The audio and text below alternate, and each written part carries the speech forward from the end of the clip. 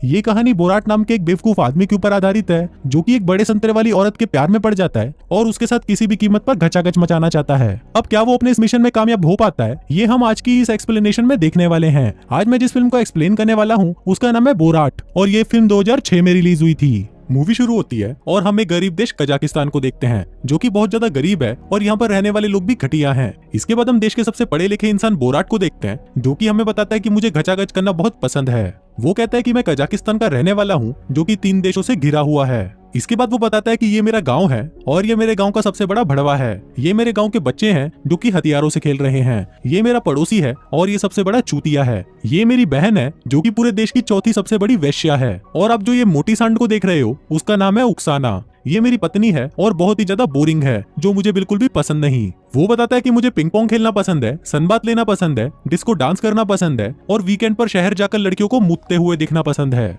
हम देखते हैं कि बोराट एक न्यूज रिपोर्टर है और वो हमें बताता है कि मेरा देश सोशल कल्चर में काफी पीछे है, इसलिए मिनिस्ट्री ऑफ इन्फॉर्मेशन ने ये डिसाइड किया कि वो मुझ जैसे पढ़े लिखे इंसान को अमेरिका भेजेंगे ताकि मैं वहां जाकर उनके कल्चर को सीखूं और वापस यहाँ आकर अपने लोगों को सिखाऊं। इसके बाद वो अपना सारा सामान पैक करता है और नाश्ता गाता हुआ अपने देश से विदा लेता है और वहाँ के लोग भी उसे गालियां देते हुए वहां से भगा देते हैं। फिर बोराट फ्लाइट पकड़ता है और न्यूयॉर्क के इंटरनेशनल एयरपोर्ट पर लैंड करता है। इसके बाद वो एक मेट्रो में चढ़ता है और सभी लोगों से खुद को इंट्रोड्यूस कराने लगता है ताकि वो उनसे दोस्ती करके उनके कल्चर को समझ सके, लेकिन वहां पर लोग उसे गालियां देकर खुद से दूर कर देते हैं। फिर मेट्रो से उतरकर वो एक होटल में पहुंचता है जहां पर एक रात के रूम का किराया था $117, पर इस पर बोराट कहता है कि $85 में डील डन करते हैं, लेकिन होटल का मैनेजर उसे मना कर देता है। इसके बाद मैनेजर उसको उसका रूम दिखाने के लिए लिफ्ट से लेके जाता है। तभी लिफ्ट के अंदर आते ही बोराट अपना सूटकेस खोलकर अपने कपड़े निकालने लगता है और कहता है कि ये रूम तो बहुत अच्छा है, पर इस पर मैनेजर कहता है कि सर ये आपका रूम नहीं है। इस पर बोराट कहता है कि मैं इससे छोटे रूम में नहीं जाऊंगा। मैनेजर कहता है कि चूतिया ये रूम नहीं है, ये लिफ्ट है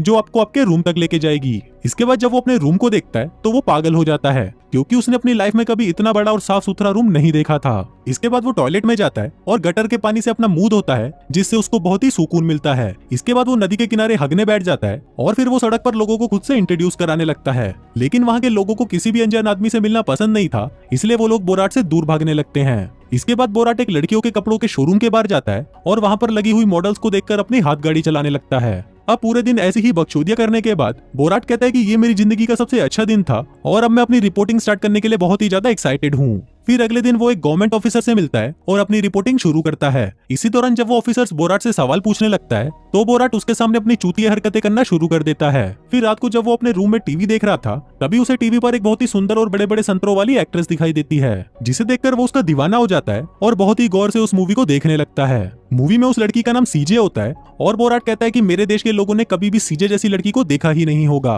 उसके गोल्डन बाल हैं और मोती जैसे सफेद दांत और गांड इतनी छोटी है कि जैसे किसी बच्चे की हो। वो कहता है कि मैं अपनी लाइफ में पहली बार किसी से प्यार करने लगा हूँ। फिर अगली सुबह बोराट फिर से इंटरव्यू लेने के लिए रेडी होता है और कहता है कि मेरे देश में 5 औरतें एक साथ खड़ी नहीं हो सकती, सिर्फ रंडी खाना और कब्र को छोड़कर, क्योंकि हमारे देश में ऐसा करना गैर कानूनी है। पर अमेरिका में बहुत सारी औरतें ग्रुप में बैठ सकती हैं और उन्हें फेमिनिस्ट कहा जाता है। इसके बाद वो एक औरतों के ग्रुप से मिलता है और उनसे पूछता है कि ये फेमिनिस्ट क्या होता है। फिर एक बुढ़िया बताती है कि इसका मतलब है कि औरतें मर्दों के बराबर हैं। अब ये सुनते ही बोराट की हंसी छूट जाती है और फिर वो उनसे पूछता है कि क्या तुम लोगों को लगता है कि औरतों को पढ़ाना लिखाना सही है, जिस पर वो औरतें बोलती है कि हाँ। बोराट कहता है कि ये एक बहुत ही बड़ी प्रॉब्लम है क्योंकि औरतों का दिमाग मर्दों के मुकाबले छोटा होता है, पर इस पर वहां बैठी एक औरत बोलती है कि नहीं ऐसा नहीं है। बोराट उन्हें कहता है कि हमारे गवर्नमेंट साइंटिस्ट डॉक्टर चूतड़मल ने यह साबित कर दिया है कि औरतों का दिमाग गिलहरी की तरह छोटा होता है, पर इस पर वो औरतें बोलती है कि ऐसा कुछ नहीं है और तुम्हारा साइंटिस्ट एक नंबर का चूतिया है। अब यहाँ पर बोराट हमें बताता है कि मैं इन बुड्ढियों की बातों पर बिल्कुल भी फोकस नहीं कर पा रहा हूँ क्योंकि मेरे दिमाग में बस वो सुंदर लड़की सीजे आ रही है जिसने लाल कलर की कच्छी पहनी हुई थी। अब बोराट से रहा नहीं जा रहा था,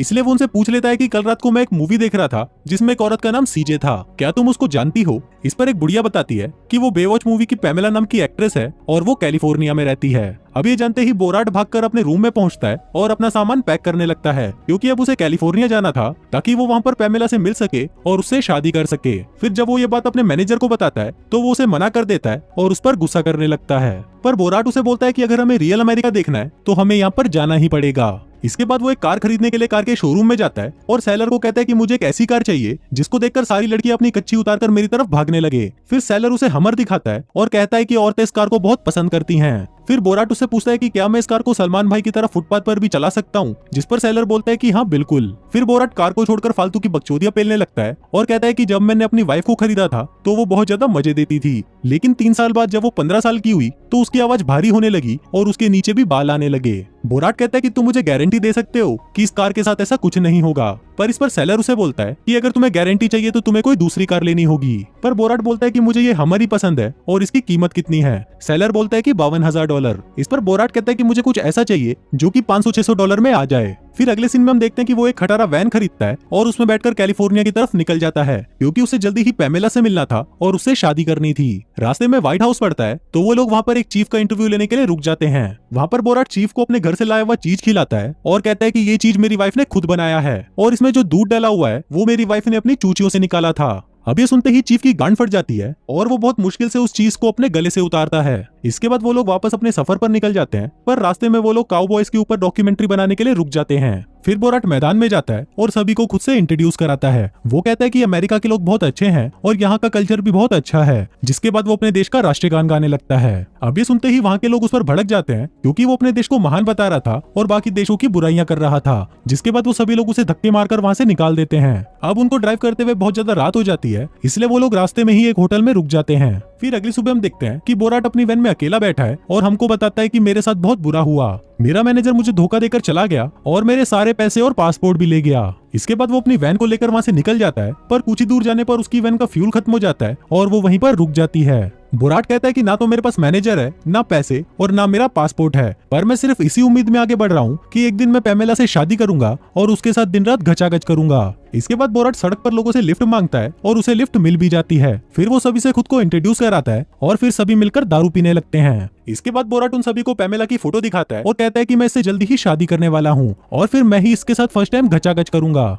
लेकिन तभी एक आदमी उसे बताता है कि ये लड़की तो पहले भी घचाघच कर चुकी है, वो भी बहुतों के साथ। पर इस पर बोराट कहता है कि ऐसा हो ही नहीं सकता, वो अभी भी पूरी तरह सील पैक है। लेकिन तभी वो लोग बोराट को पैमेला का एक वीडियो दिखाते हैं जिसमें वो किसी और का गन्ना चूस रही थी। अब जब बोराट उसको किसी और का गन्ना चूसते हुए देखता है तो वो बहुत ज्यादा मायूस हो जाता है। फिर वो उस वैन से निकलता है और एक जगह पर बैठकर आग जलाता है, जिसके बाद वो उसमें पैमेला की फोटो को भी जला देता है और वहीं पर ही सो जाता है। फिर सुबह उठकर वो एक स्टेडियम में जाता है, जहाँ पर वो देखता है कि कुछ लोग किसी धर्म का प्रचार कर रहे हैं और कुछ चूतिए लोग उन्हें फॉलो कर रहे हैं। फिर वो लोग बोराट को पकड़कर वहां पर लाते हैं और उसके सामने फालतू की बकचोदियां करने लगते हैं। फिर बोराट भी सबको बताता है कि मैं कैलिफोर्निया जाऊंगा और पैमेला को उसकी गलतियों के लिए माफ कर दूंगा। इसके बाद वो उसी जगह पहुंच जाता है जहां पर पैमेला आज अपने फैन से मिलने आने वाली थी। वो कहता है कि मैंने अमेरिका से बहुत कुछ सीखा है, पर आज मैं उन्हें सिखाना चाहता हूँ कि हमारे देश में शादी कैसे की जाती है। इसके बाद वो अंदर जाता है जहाँ पर सभी लोग पैमेला से मिलने के लिए लाइन में खड़े थे। फिर कुछ देर बाद वहाँ पर पैमेला आती है, जिसको देखकर बोराट बहुत ज्यादा खुश हो जाता है। वहाँ पैमेला एक एक करके अपने फैन से मिलती है और उन्हें ऑटोग्राफ देती है। फिर कुछ देर बाद बोराट की बारी आती है